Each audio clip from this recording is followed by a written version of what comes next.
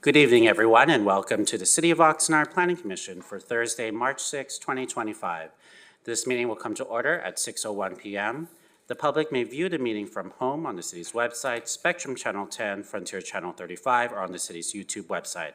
To participate in the meeting, the public may provide comments to the Planning Commission via email at planning@oxnard.org no later than 3 p.m. on the day of the meeting, or through the city's website at oxnard.org/city-meetings, or call the Planning Division office.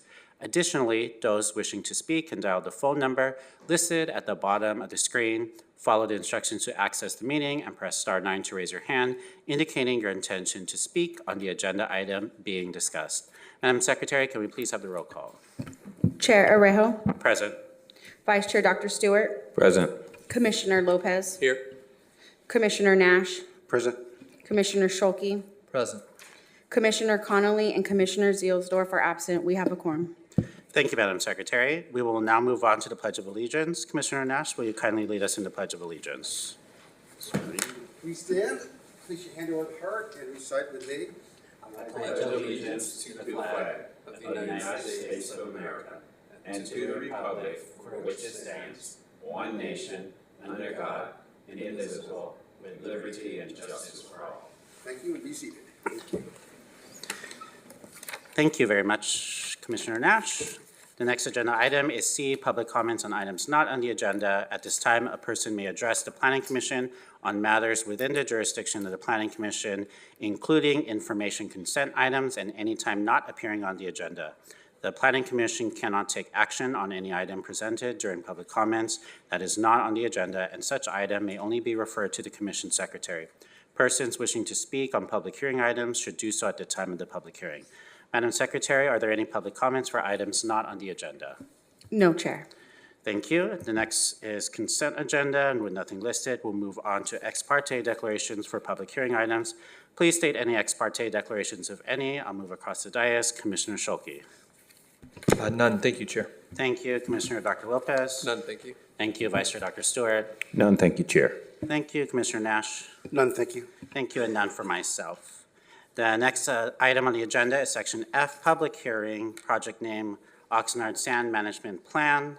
City staff, let me read it. Project Name Oxnard Sand Management Plan, Planning and Zoning Permit Number 22-400-06, Coastal Development Permit, a request for a coastal development permit to implement a sand management plan for the coastal areas generally within the Oxnard Shores community. The project includes collecting windblown beach sand from beach access points, sidewalks, streets, and walkways, and redepositing the sand back onto the beach at 13 locations. The project is exempt from environmental review pursuant to Section 15304 of the CEQA guidelines, filed by Brian Yanes, Assistant Public Works Director, on behalf of the City of Oxnard, City staff, Joe Pearson II, Planning and Environmental Services Manager. Per Measure M, a staff presentation has been pre-recorded, and the link has been posted to YouTube. Mr. Pearson. Chair and Commissioners, so I do not have anything to add at this time. However, I will hand it over to our Assistant Public Works Director, Brian Yanes, to provide an update. Thank you. Good evening, Chair, Planning Commissioners. First of all, I want to say thank you for your patience. Thank you for continuing the item to allow us to work with some of the public comments we heard on October 17th, 2024, as well as addressing those comments and doing some research. We also had a couple of meetings since October 17th with some of the coastal residents. Approximately 15 emails were invited to these meetings. We had a handful of people show up to December 9th, 2024 meeting, a January 28th, 25 meeting. A lot of good input, a lot of great comments. We incorporated as many of their suggestions that were suitable for this document. Some of the comments were kind of borderlining with our biological assessments and some of the language that was in there. So we did work with them as much as we could. I think it was great meetings. I really appreciated their input, their passion for their coastal area. As we all know, this is a maintenance plan that is is something that we've been doing for many, many years, decades. And something that was new part of this sand management plan was allowing us to put some of this wind-blown sand at areas along the coast there that was identified through our biological site assessments. And so this would help us, efficiently move some of the sand that we collect and put back onto our Oxnard beaches. We also heard a public comment. There was a couple of residents who lived on Mandalay Beach Road that said or stated there was an area that belonged to the city. So that was very interesting. I met with Mr. Stuart Horwitz as well as Sarah Goldman. Those are the two comments people made. They'd actually lived there in that area. Went, did a site visit. They provided me some documents saying, this belongs to the city. And we're like, we have no documentation.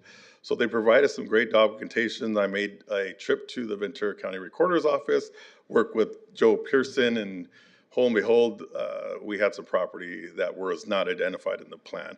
So that map and the location is part of your packet. It's area 4, which is called Neptune Square to Oxnard Beach Park. And there's a couple of circles there with some yellow access areas that are in between the homes there that we incorporate into the map. So along with our other pathways that we will clear when it accumulates sand, those are also included in the plan. Also in this document, we were reminded that our Oxnard Beach Park was now Olakoi Beach Park. So we made that statement in the introduction that it has been renamed, but throughout the document you'll still see Oxnard Beach Park, but it was identified in the introduction of the revised sand management plan. So those are some of the things that were in Joe's memo, was those 2 additional access points. We also clarified the schedule of sand removal. As we all know, it's volatile in our coastal area, so it could be more than once a month. It could be as frequent as 5 times a month, depending on the weather and storms that do come through and wind events. And also, we looked at some of the language. We were identifying a sensitive habitat area. We changed these areas to be called no work zones. So these maps and these work areas that we're removing sand and locations of pathways and our sidewalks and our streets. We also show areas that we do not want, any activity of our maintenance crews working on. Either there's vegetation there or other sensitive areas that may be in that work area, but not to be disturbed in those identified areas. So those no work zones are now been identified in some of those maps, or all of our maps. Previously, they were called environmental sensitive habitat areas. Pretty much those have been our changes. We also had some minor comments and that we've incorporated from some of our residents in the coastal area. But for the most part, that was their major changes in the document. We've circulated the document to those that have been interested after the October 17th meeting, and we also shared our document in our revised sand management plan with the California Coastal Commission. As we've been doing for the last couple of years, we've been working due diligently with their staff and making sure that we were doing the right things on our coastal areas for this maintenance project. So I'm here to answer any questions you may have. Thank you very much, Mr. Yanez. At this time, members may ask questions of staff. I have a couple questions. The first was the email I sent earlier this week in regards to Planning Division Special Condition number 4. If it that typo regarding the date could be corrected? Yes, Chair, I did receive that, and I made a note that I needed to mention that. So, yes, that date would be corrected from the original October 17, 2024 date to today's date, should the commission approve the item. Okay, thank you very much, Mr. Person. And Mr. Yanes, in regards to the no work zones, how or will it be noticed or identified at the park to the public and or the work people who are going to be there? So these zones are still access to the public. Public can, pull out a blanket and lay on these areas. It's just that no maintenance should be done without a biological, what would it be called, the site assessment prior to any work being done, and actually having a environmentalist or biologist on site while doing any type of work. Acknowledged. Thank you very much for that. You're welcome. Any others in the commission before we move to public comment? Commissioner Nash. Thank you, Chair. A couple of things, and I just want to make sure, because it was so painfully obvious in looking at the pictures that the city really needs to take care of the benches and trash cans and parkways, and you feel that that's being addressed adequately in the sand management plan? Commissioner Nash, yes, that's part of the plan to, have vehicles access some of those trash cans on the beach. Neptune Square Park there is also on the beach, where we would take equipment, blowers and services the playground as well as the basketball courts and the trash cans. Also allows us to groom for trash and debris in some of the locations along the coast there. So those are kind of the maintenance things that we've been doing for, like I said, decades, clearing pathways, parking lots. The newest part of this, kind of maintenance plan is getting the windblown sand from our sidewalks and our streets and having the ability to put it back onto specific locations identified in the sand management plan back. Previously, we've heard that this windblown sand, which sand is an absorbent, getting onto the asphalt may be contaminated by oils, grease, whatever it may be. So we did extensive testing throughout the area of the sand management plan, lab results, lab tests. And so what ended up, the conclusion of that was the sand was identical to the sand on the beach. So we took samples from the beach as well as the windblown sand. So that allowed us to be able to put that sand back onto the beach. The sand on the hard surfaces like pathways and parking lots, that will be removed by hand, or do you have a machine? No, we have equipment, and in the sand management plan, we identified the equipment we would potentially use to do that. But yes, there's some areas where there's some handwork involved, but majority we would be using equipment to either gather that sand and place it back onto those identified areas along the coast. Now, I know that there was some concern about some of the.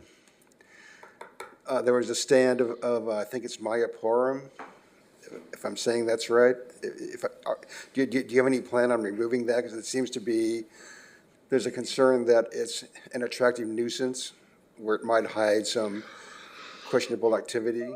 So in this document, no, that's not. You're not no, that we're not doing that. Can it be done? Yes, it can be done. It's again, there's a process too, and I don't know if I have Jamie Gruden from our consulting firm, which is Rincon Consultants, available. Maybe she can help me on that.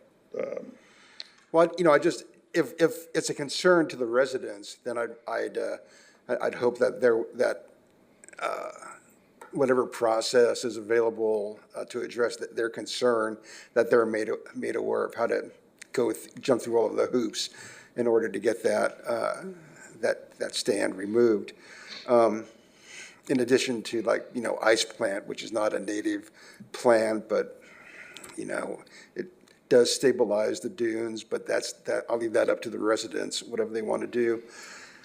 I do have a question for the consultant, just if you want to come up, yeah. Really quick, Commissioner Nash, Joe, if what he's asking too, I think is how would residents go about, doing something on some of those dunes that are out there? That would still be a permitting process.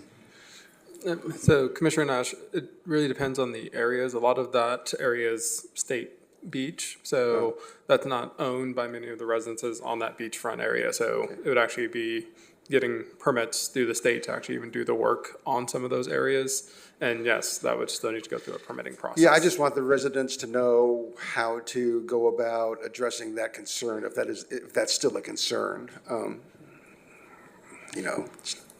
kind of agnostic about it. Yes, they would have to work through the state first to get permission from the state, and then they would still have to go through the permitting process, potentially with the city and coastal. Hi, on the biological assessment and analysis, what I noticed is a lot of the species that, the animals, if you will, there was no potential, as opposed to low potential or medium potential. And I just wondered, how you arrived that it was impossible for any of these, species to ever show up. Because sometimes you have transient, manifestations of just about anything and everything. So it's not a big deal, but it's something that kind of stuck out to me. Yeah, as part of the assessment, we look at species which are considered sensitive, which can be designated through California Endangered Species Act, and Federal Endangered Species Act, also can be a species of special concern identified by CDFW, California Department of Fish and Wildlife. So we do a literature review, we query all the species that have that potential to occur, because when we identify those that are not expected, but all of those species do have that minute chance to occur, and we are evaluating it based on the habitat. So because there is a legless lizard that comes up within a 5-mile radius, and there's several documented occurrences of those species in other beach areas, they tend to be found in certain specific habitats that are undisturbed habitat, that are very vegetated. So yes, those species could occur most likely in the dune and vegetated areas, but in terms of the project and the potential to occur in the project areas, it is not expected, because the project does occur mostly in developed ADA paths, streets, sidewalks, things like that, but it doesn't rule out the small chance, because those Right. species do. Okay. Yeah. Okay, thank you. And thank you, Brian. That's all. Thank you, Commissioner Nash. Any others from the commission before we move to public comment? Seeing none, we'll move to public comment. We'll first go through those who have submitted either before the meeting or during, and then we'll go to those on Zoom land or any others in the room. So we'll first go to Lauren Fife. I believe that you're on the phone. Press *6 to unmute, and you can begin when ready.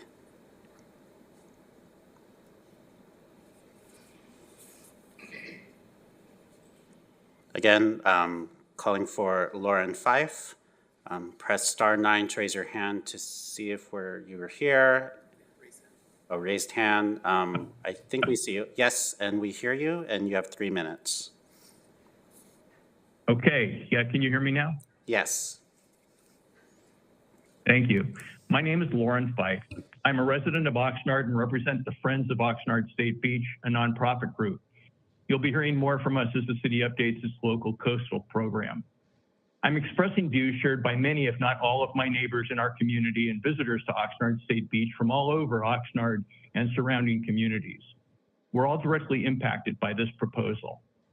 I think the overwhelming majority of folks who visit these beach areas share our concerns with the way the city has mismanaged the beaches, parks, and open areas that are affected by this proposal. Over the years, the city used bulldozers, hay bales, and non-native vegetation expressly prohibited by the Coastal Commission to create huge artificial sand piles on the beach, ostensibly to create a barrier to prevent sand from blowing onto our beaches' ADA walkways, bike paths, parking lots, and emergency vehicle access routes. Instead, it made the problem worse. Returning wind-blown sand to areas on the beach directly west of these walkways, bike paths, parking lots, and access routes will simply assure that they remain permanently clogged with sand and inaccessible. The proposed sand management plan is not a solution to the problem. It will be an exercise in futility and a waste of city funds. While this document no longer pretends that those city-manufactured artificial sand piles are environmentally sensitive habitat areas, which they are not, it does contain a number of false and misleading biological assessments and misguided strategies. We've filed numerous objections to the proposed plan, detailing ways in which it violates the local coastal program as it has been approved to date and other applicable laws. The only real solution to our beaches sand management challenge will be to remove the sand piles, restore our beaches' natural topography and the adjacent greenbelt areas, remove the city-planted non-native invasive vegetation like the Myoporum and the ice plant that Commissioner Nash just referred to, plant native California dune mat, and sell the excess sand to neighboring communities that need it to deal with beach erosion. This would also provide revenues to help finance the city's cleanup efforts, a win-win-win for everyone. What our city really needs is a full-blown beach restoration plan to clean up Oxnard State Beach and to turn it into the showplace it should be. This document will not solve the city's sand management challenges. However, we do want to thank Brian Yanez and Joe Pearson for their courtesy over the last several months. Thank you. Thank you very much, Mr. Fife. We'll move on to submitted card, Mr. Walter Hagedorn. You have 3 minutes. Good evening. One of the problems we've had is about 4 years ago, we started asking about the local coastal plan for Oxnard Shores, which we received, and I gave you a copy with here. And the things that Lauren was talking about, things you're talking about, we don't dispute that we need sand management. But what we dispute is this whole process for 4 years with consultants and all the money we spent was toward a coastal development permit.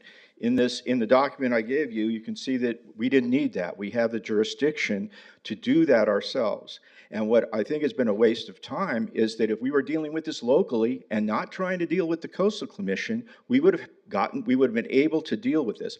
As the chair of Oxnard Shores Neighborhood Council, I've been asking for 4 years for this. I've asked it in public meetings. I've asked it in private meetings. I also presented an email that Bert Perillo had sent out to everybody 2 years ago and said, you have to deal with this with the Oxnard Shores Neighborhood Council. It's never happened. This also with Warren and the Colony. We need to deal with this locally. When we're dealing this now also with the local coastal plan update. We're trying to follow a mandate that isn't even a mandate from the Coastal Commission. We need some of these projects have to be done locally. The jurisdiction, we have it. It's there. We could have started it 4 years ago, and we wouldn't have run into some of these problems. We had predicted that this would happen in 2022 when we were at the public meeting. Both Lauren and I made these comments, and so has the Oxnard Shores Neighborhood Council on several occasions, and I have been involved with all the meetings, the ones recently and in the past. And I've been very strident about the fact we have to acknowledge this local coastal plan for Oxnard Shores because it has more than just the authority to do maintenance. It also has some other things in there that were given up during the 1988 agreement by people giving up a good portion of their land. The other thing that I think is important is we look at what's happened recently in Los Angeles with the fires. I'll guarantee you that there's many of these types of projects that are either mandated or people feel they should do that suck up resources and time from staff and from the taxpayers. Then all of a sudden they can't get water to a fire. we don't have any drainage in Oxnard shores. We have problems. We talk about the Coast Commission. We have machines going up and down the beach, opening up channels for the drainage, and we're really grateful to them. And the Public Works Department does a great job to keep us safe.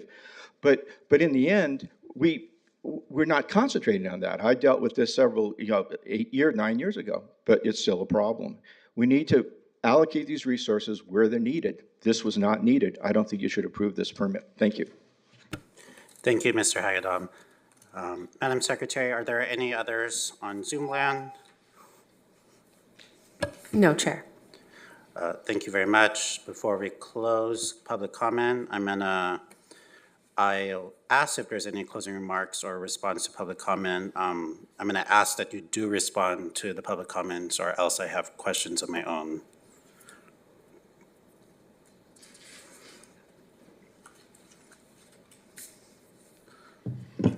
Chair and Commissioners, I do not have any comments regarding the public comments that were just made. Commission, we usually go straight into deliberation. If there's no objection, I have a couple of questions of my own. Mr. or any on staff, are we complying with all the rules and regulations from the state or federal or local? I just want to confirm, because there were, I don't want to say allegations, but there were criticisms that we're not following, or that we should have more authority on this project than it appears that we have. Chair Rejo, so in response to that question, yes, we are in compliance with all of the applicable regulations. In regards to our authority over this, this permit is under the authority of the city of Oxnard. So this coastal development permit would be approved by the Planning Commission, and unless appealed within 10 working days of this action, if it is approved today, that would be the final decision. So, or it is also appealable to the Coastal Commission due to it being located in the appeals jurisdiction, but the city does have the authority over this. So it is essentially the city taking action on this project. Thank you. And probably my last question, if this permit is not approved, does the city have an alternate plan, and or would they choose not to go through with it if it's successfully opposed, appealed? Mr. Yanis. Chair, Commissioners, there's not an alternative plan besides continuing to do the maintenance that we've been doing for in the past. However, again, this sand management plan, the addition to what we've been doing in the past to what we want to do, is gathering the sand that we do get from our streets, sidewalks, access ways, and putting that back onto the beach. Up and down the coast, people are seeking sand. Why not keep it on our beaches? The sand that we do accumulate, there was a mention about selling it to other agencies. I met with other agencies probably 3 or 4 years ago with the county, as well as the city of Port Hueneme, the city of Oxnard. The sand that we do accumulate, the hauling and the picking it up, we don't accumulate enough that would even make a dent to some of their locations that is suffering from beach erosion. So again, the sand we do accumulate, it does go on to the coast on specific location. It is groomed in. We are not creating any additional hills or piling it up. It is placed and groomed in, I think below, within 6 inches or less. But sand is a commodity that we can just put it back on our beaches. Thank you for that, Mr. Yanez. I'll look to the commission if they have any other further questions of staff. Commissioner Dr. Lopez. So for clarification, the process that's been going on for decades that you mentioned, the sand was being cleaned and taken away, right? It was taken away. Sometimes it was put on the side of it was just done various things, stockpiled in a parking lot. It was like Managed in different ways. It was managed probably not in the best ways. Okay. And our efficiency was it was not there. You know, at one point there was several truckloads taken to the landfill, and you know, at very expensive cost to us. Like I said, I mean, we could go a year without very little sand, and then we can go a month with so much sand that we haven't seen in 2 years, right? So I just can't predict what's going to be on our public right of way or our pathways along the coast areas. And that's the part, thank you for mentioning it, that there's various ways that it had been managed, but one of them being that it was taken to a landfill at a cost to the city, the residents, the taxpayers, and the budget in that way. And you mentioned that at a very, pricey cost. My question then is, why is a management plan even necessary if the work has already been done? And I think you stated that it could continue to be maintained as it's been, which has been through various management, approaches. Methods, yeah. But I don't see this one that's being proposed anything different. The 6 inches, it being redistributed and to 6 inches is not the piles or the walls that I think people had seen or experienced before. But I think going back to the question, why is the permit even necessary at this time? Do you want to jump in on that? So, Commissioner Dr. Lopez, I can respond to that, and Brian can add if he would like to. So part of this permit is one, to formalize that plan. Again, things have just kind of been done. So in terms of generally removing the sand from our walkways and our parking lots and the streets, that is an activity that could continue to go on and wouldn't necessarily need this. Once you start doing activities out on the beach and you're relocating the sand that you've now collected and you're dumping that back on the beach, and then you're potentially grooming the beach or grooming that sand to level it out, that's where you're starting to do activities which would be subject to this coastal development permit. And so this permit is to formalize that process, and because we're kind of going a step beyond what we were doing before. So this is really to formalize that plan, to give our public works team the tools that they need to manage the sand out there in an effective way. Absolutely. I'll add to that. Thank please. you, Joe, for that. But, the plan is much more detailed. It tells you, we've got maps. We could tell, again, we don't know the frequencies, but it tells us, what type of equipment we'll be using out there. So if someone's out on the beach enjoying themselves and they see a piece of equipment out there, we've had it happen is they'll call whoever may be, and this piece of equipment out, what is it doing? So, we've identified that equipment we'd be using to maintain some of our public areas. So it's basically the development of a formal plan to the work that has been, maintenance that has been happening for decades. Yes. Yes, and kind of taking it a little bit further with the redepositing of the sand back onto the beach. To the places that have been identified. Yes. Okay, and that's the part that I get. So I think in the presentation, Mr. Pearson, you had said that it could take up to 3 days for sand removal, and additional 2 to 3 days for cleaning as necessary, and then replacement of the sand. So up to 6 days of work a week.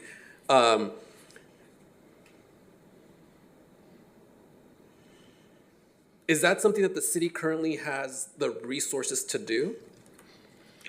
So, Commissioner Lopez, we've not had the right resources or staff to be on this daily, right? Weekly, monthly, it was kind of been more reactive. Hopefully with the plan, we can at least maybe start scheduling a little bit better. I'm not saying we've done the best over the past years, but it is very time consuming. A lot of resources need to go into this. And one of the main concerns that we are doing once a month is the streets and sidewalks. We're looking at that to making sure, I mean, the roads are safe, the sidewalks are safe. A lot of the paths on the beach, those have not been routinely maintained. And so we, as an organization, as a Public Works Parks Division, will need to look at how they will accommodate some of these areas. Okay. And so would this plan in any way hold the city, and I guess in some ways it does because it's to the walkways, the roadways, and the public safety, right? But I think what I'm trying to understand here is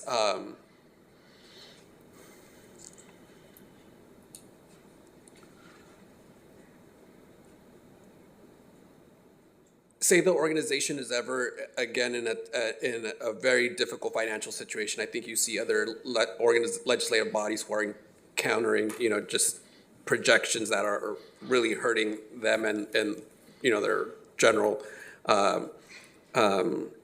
budgets and whatnot. So would this lock us, to having to do it, whereas right now we're not? In my opinion, it would be no. It's just like any other facility we have, right? We have ball fields, we have parks. Yeah, 4 years ago, we couldn't even mow certain parks in our community. Totally. We had grass 3 feet high because of resources and equipment not available. Medians, actually city buildings, right? Mm-hmm. So it doesn't lock us in that we're going to be doing this, but it's something that, just like anything else, we have to react, right? If there's a liability out there, we try to minimize that liability for the city of Oxnard. Potholes is a great example. Our streets division was very limited on resources and equipment, and we had many complaints on our potholes. We have now 2 pothole trucks. We have a little bit more staffing. I think we're minimizing some of our issues with potholes. But yes, I mean, resources and finances is definitely going to play a role in how we maintain our public right-of-way, city facilities, and city assets. And so this work will always be, regardless of this plan, at the direction of the city manager and the city council? Absolutely. Okay, thank you. Thank you, Commissioner Dr. Lopez. I saw Commissioner Nash and then Vice Chair Dr. Stewart. Commissioner Nash. Thank you. So, just a couple of clarifying points. Now, no plan can ever be perfect, and I certainly acknowledge that. But this seems like a pretty good plan. So, Mr. Pearson, can you summarize for me what exactly are the objections of the 2 speakers that we've had tonight? Because I read the document and I read the emails, and it just seems like something's not clicking in my head where I understand what their concerns are. So Commissioner Nash, I can try to summarize, but I don't want to necessarily say that I'm speaking for them. But some of the issues that we've heard has to do with, one, this plan has the bioassessment, which was done as part of it to identify potential biological resources out there in the area. And so we mapped those areas primarily so that we knew when they were out there with the equipment that we would be avoiding those areas. There's concerns raised whether or not those areas are sensitive habitat areas or whether they're kind of artificially made areas. So there's a concern that this plan is giving them additional protections that they shouldn't receive. And again, this plan is not necessarily to designate them as sensitive areas. They're really just to say which areas we want to stay out of. So that was one of the issues related to this. There's some other concerns regarding whether or not we should even be collaborating with Coastal on this because we technically have authority over this area because it is in our jurisdiction. It is not within Coastal's retained jurisdiction. However, the city on all of our projects always want to collaborate with our partner agencies. So we've been working with them to make sure that we're creating a good plan here. But again, there's been concerns raised that we shouldn't be necessarily working with them on that. So those were two of the primary concerns. Some concerns regarding, this plan not going far enough in terms of, dealing with the larger sand issues out on the beach. What to do with the kind of growing piles of sand out on the, behind some of the residences and things like that. But again, this was related to kind of protecting the public infrastructure, the sidewalks, the streets, the walkways, the benches, those aspects. So it seems that there is an issue with this plan being very focused on that aspect of it, as opposed to trying to deal with the larger issues, which are things that would really be addressed through our bigger process, through our local coastal program amendment or update that's going on, and separate from this is, which, as Mr. Yanez has mentioned, is really a maintenance plan for city facilities. Okay, thank you for that. Will the residents have an opportunity to continue to meet with staff and fine tune the sand management plan, or once this is approved, is it written in stone and there's no way to address their continuing concerns? And so, Commissioner Nash, once this is approved, yes, this plan will be there. The city always has the opportunity to go back and amend this plan to modify their coastal development permit to modify this plan. So there is an opportunity to potentially modify this. It is the city's plan, so it would be something that the city would be initiating, but they also have the opportunity through our local coastal program update, which is moving forward right now, to also make these comments and try to address that as part of that plan. So there are other opportunities out there aside from what's before the commission today. Okay, that's great, because I hope staff continues to be sensitive to the concerns of the residents, because there's really two constituencies down there. We have the residents, obviously, but we also have people who visit the beach. And so I want, people who visit the beach to be able to, like I said earlier, I want them to be able to sit on the benches, and walk on the pathways. So you can't do that if there's, a 4-foot drift of sand covering everything. So thank you for that. Thank you, Commissioner Nash. Vice Chair Dr. Stewart. Actually, Commissioner Nash hit on the subject of concern for me. I guess for me, I'm just concerned that, okay, let's say this plan gets approved. Are we going to revisit it as we do other plans to see if it needs to be updated, if it needs to be fine-tuned? And I think I gather that from what the questions you asked, so I understand where we are with that. Also, thank you, Mr. Pearson, for just kind of summarizing the objections. Being familiar with Ormond Beach and some of the other sensitive bios, I have my feelings about that. I'll just put it that way. So just thank you that I don't really have any questions. Thank you, Vice Chair Dr. Stewart. If there's no others from the commission, I'm going to look one last time before I close the public hearing, and I don't believe I see anyone in the room or in Zoom land. And I will now move that the public hearing is now closed, and we'll move on to deliberation. Commission.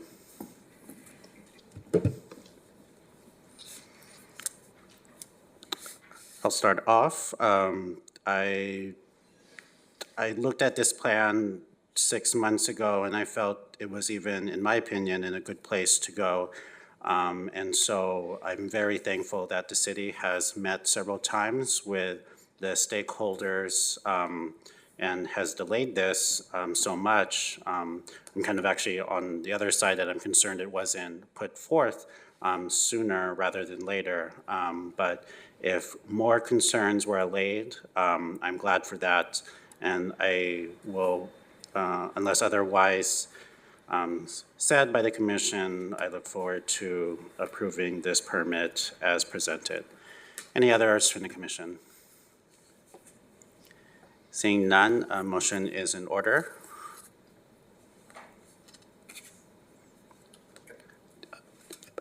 Commissioner Dr. Lopez. Since a motion hasn't been made yet, can I still chime in? Yes, of course. Also want to acknowledge staff and the consultants that helped to prepare the report for us this evening. I think I echo some of the comments that our chair just offered in that the plan that came before us back then to what we see now. I certainly see,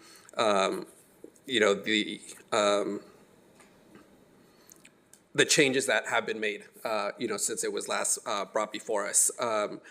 And I think, as I've mentioned last time, like, this is actually, from my perspective, something that I would, certainly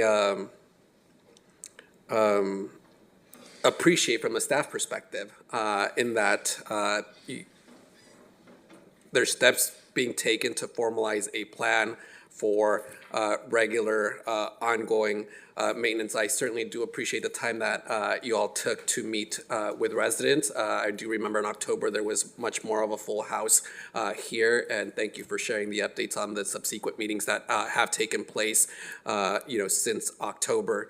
I appreciate the last point or question that Commissioner Nash made in terms of, like any other plan, it's something that we could certainly revisit.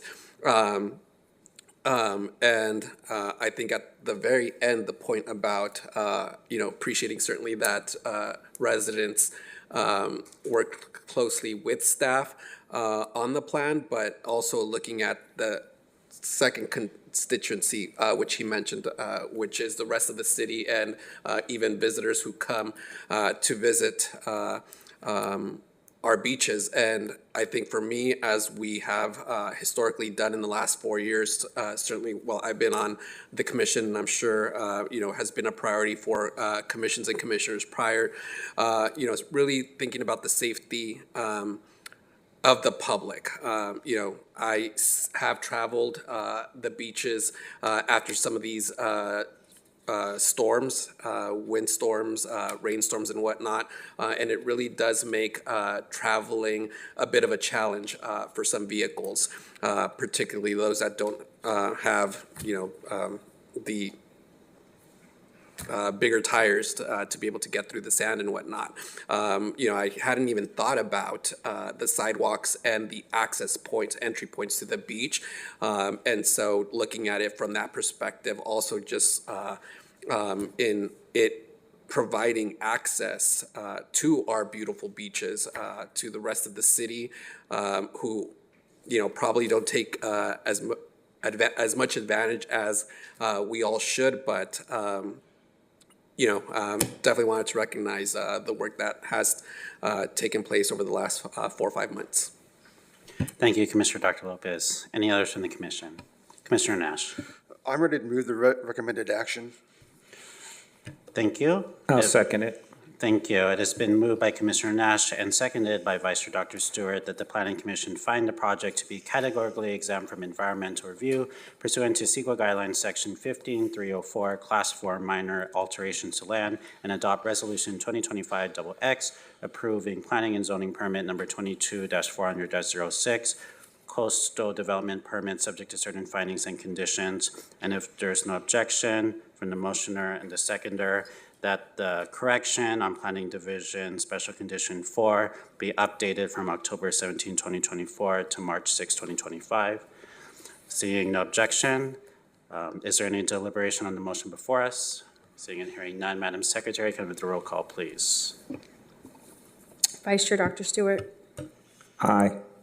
Commissioner Nash. Aye. Commissioner Dr. Lopez. Aye. Commissioner Scholke. Aye. Chair Arejo. Aye. This motion passes. Thank you very much. We'll move on to G, study session reports, and with none on the agenda, the business will move on to Planning Commission business, section F or H. Is there any business to report from the Planning Commission? I have one brief one. As you may or may not remember from August, the stipend resolution that was passed by the commission is now onto the Finance and Governance City Council Committee this upcoming Tuesday, March 11. I'll be there to speak on behalf of the Planning Commission, and that's all. So thank you very much. Seeing no other Planning Commission business, we'll move on to Community Development Staff Update. Mr. Pearson. Thank you, Chair and Commissioners. As you already mentioned, the stipend item, which is going on March 11th. I will also just note that the notice of preparation was released for the Mulhart Style Sub-Neighborhood Plan. And the public comment period is open for the scoping, or the scoping period, public comment period is open and is closing on March 17th. And that's for the Mulhart Style Sub-Neighborhood Plan, which is in the East Village neighborhood, and is a proposal for about 950 new units with some commercial over just north of the new high school. So any comments on that should be submitted to the city prior to the March 17th date at 5 p.m. Thank you, Mr. Pearson. A follow-up to that question, is there any action that's going to be put forward to the Planning Commission in regards to that in the near future? So in the near future, depends on how you define that. So it is currently going through the scoping period. Following that, that will then begin the preparation of the draft environmental impact report that would be prepared for that project. And then there will be another public comment period on that, a 45-day public comment period on that draft EIR. And then following that, the item will then be coming before the Planning Commission for recommendation to then City Council. So it's going to be some time before it does come before the Commission. Thank you very much. I'm just asking in case it came up in the next couple months as a resident and chair of the neighborhood, but resident within a couple hundred feet of that, I would be recusing myself. So that's why I just asked just in case. If there's before we move to adjournment, I'm happy to, of course, have Ms. Roselle here, and I expect you here because I now no longer believe that you're leaving, and that's fine with me. So thank you very much. If there's no further business, the meeting will be adjourned if there's no objection. The meeting is adjourned at 6:53 p.m. Thank you all and good night.